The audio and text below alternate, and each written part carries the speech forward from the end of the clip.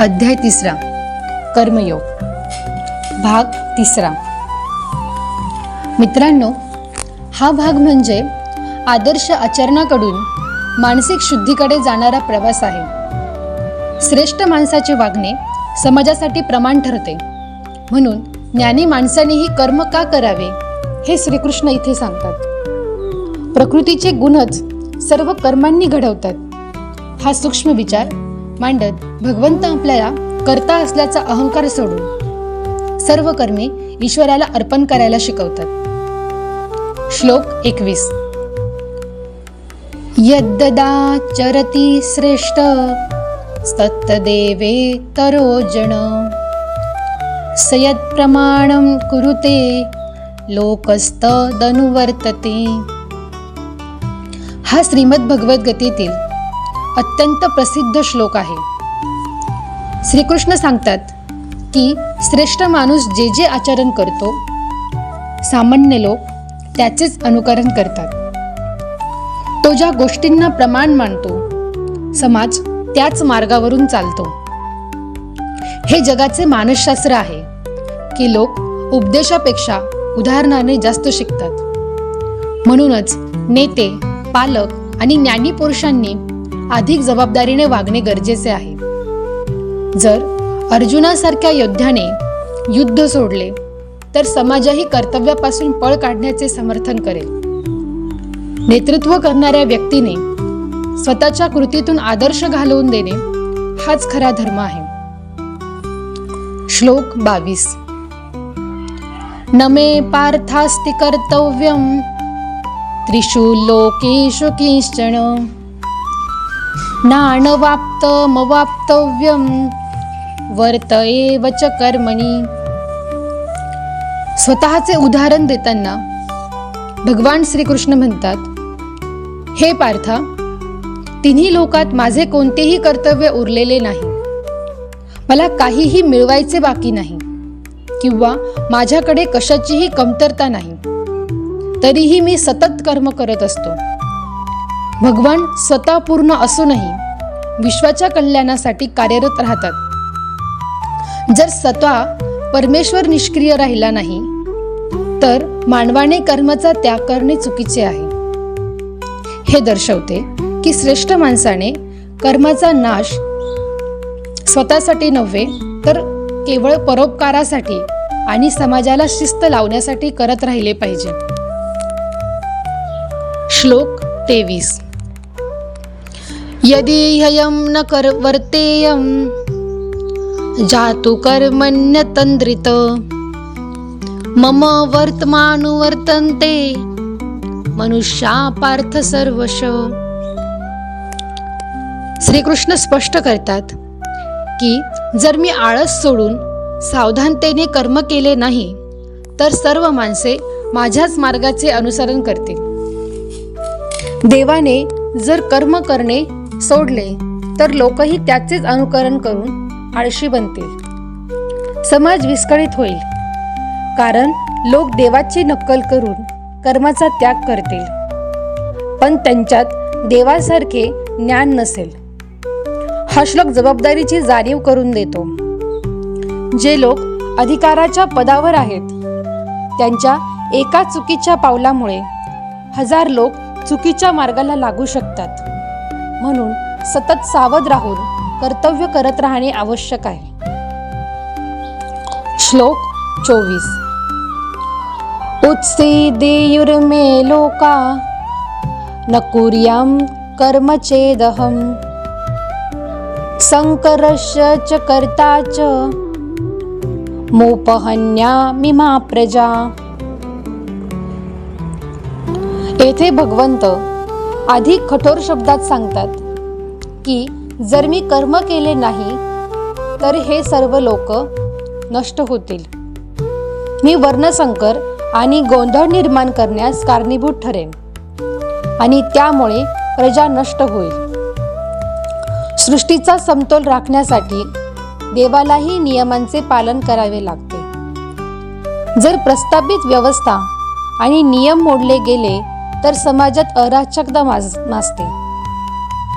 हा श्लोक सांगतो की शिस्त आणि नियमांचे पालन करणे हे केवळ वैयक्तिक नसून ते संपूर्ण समाजाच्या हितासाठी असते.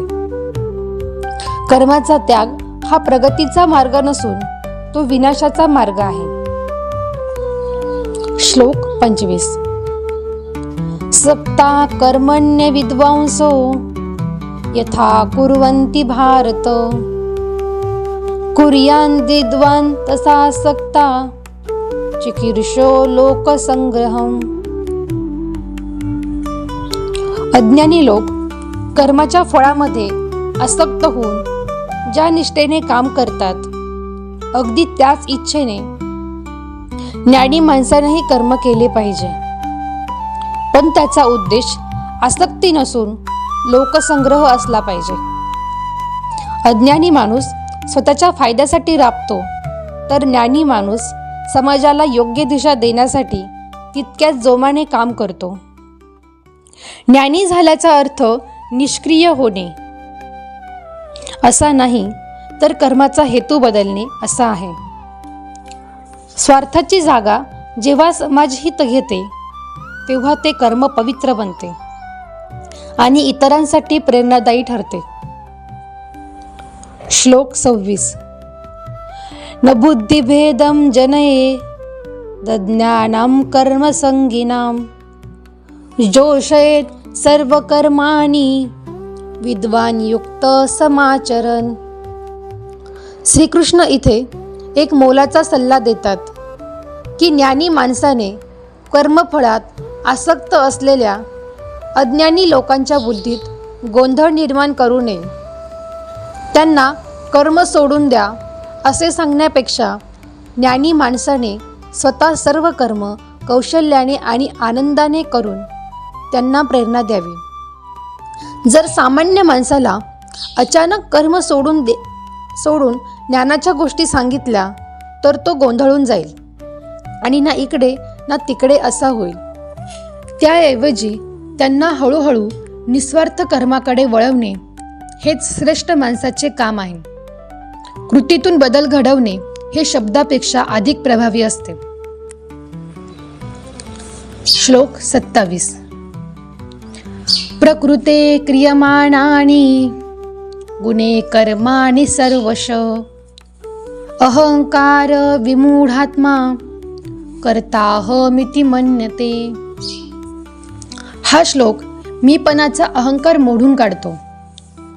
श्रीकृष्ण सांगतात की सर्व कर्मे प्रकृतीच्या गुणाद्वारे रजतमसत्व अशा घडत असतात, पण ज्याची बुद्धी अहंकाराने मोहित झाली आहे असा अज्ञानी माणूस मीच करता आहे असे मानतो.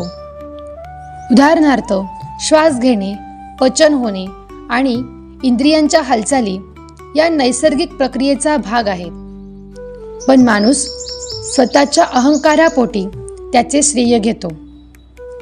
आपण केवळ एक निमित्त आहोत हे समजले की कर्माचा ताण निघून जातो.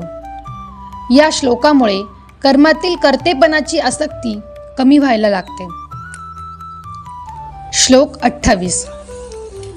तत्ववित्तु महाबाहो गुणकर्म विभागयो गुणागुणेषु वर्तन्त इति मत्वा न सज्जते. जो तत्ववेत्ता आहे, ज्याला गुण आणि कर्म यांचा विभाग स्पष्टपणे समजतो, त्याला हे माहीत असते की इंद्रिये आपल्या विषयांमध्ये वावरत आहेत. तो स्वतःला या सर्वांचा साक्षीदार मानतो, त्यामुळे तो कर्मात अडकत नाही. उदाहरणार्थ डोळे पाहण्याचे काम करत आहेत आणि बुद्धी विचार करण्याचे. यात मी आत्मा वेगळा आहे ही त्याला जाणीव असते. ही साक्षीभाव वृत्ती माणसाला संकटातही शांत राहण्यास मदत करते आणि त्याला कर्माच्या बंधनातून वाचवते. श्लोक 29. प्रकृतेर गुणसम्मूढा सज्जन्ते गुणकर्मसु तान कृष्णो विदो मंदान कृष्ण विन्न विचालयेत. जे लोक प्रकृतीच्या गुणांनी पूर्णपणे मोहित झाले आहेत, ते कर्मात आणि त्याच्या फळात गुंतून पडतात. असे लोक अल्पज्ञानी असतात, पण पूर्ण ज्ञानी असलेल्या माणसाने या मतिमंद किंवा अल्पज्ञानी लोकांना विचलित करू नये. त्यांना त्यांच्या कर्मातून एकदम बाहेर काढण्याचा प्रयत्न करू नये, कारण ते पचवणे त्यांच्यासाठी कठीण असते. ज्ञानी माणसाने संयम बाळगून अशा लोकांना त्यांच्याच भूमिकेतून हळूहळू वर आणले पाहिजे. हा श्लोक आपल्याला शिकवतो की दुसऱ्याची पातळी समजून घेऊनच त्याला मार्गदर्शन करावे. श्लोक 30. मयि सर्वाणि कर्माणि संन्यस्याध्यात्मचेतसा निराशी निर्ममो भूत्वा युद्धस्व विगतज्वर. हा श्लोक अर्जुनासाठी आणि आपल्या सर्वांसाठी कर्माचा अंतिम मंत्र आहे. श्रीकृष्ण म्हणतात, तुझी सर्व कर्मे मला अर्पण कर, बुद्धी अध्यात्मात स्थिर कर आणि आशा, ममता व संताप सोडून युद्ध कर. इथे युद्ध कर याचा अर्थ तुझे कर्तव्य कर असा आहे. जेव्हा आपण ईश्वराची इच्छा मानून काम करतो तेव्हा यश अपयशाची भीती राहत नाही. मनातील गोंधळ निघून गेल्यावर माणूस पूर्ण क्षमतेने काम करू शकतो. कर्माचा संन्यास न करता कर्माच्या फळाचा संन्यास घेणे हाच खरा कर्मयोग आहे. श्रीमद भगवद्गीतेचे दिव्य ज्ञान रोज संध्याकाळी 6 वाजता ऐकण्यासाठी व नवीन भाग सर्वप्रथम आत्मसात करण्यासाठी आमच्या चॅनलला सबस्क्राईब करा, व्हिडिओला लाईक करा आणि बेल आयकॉनवर क्लिक करा.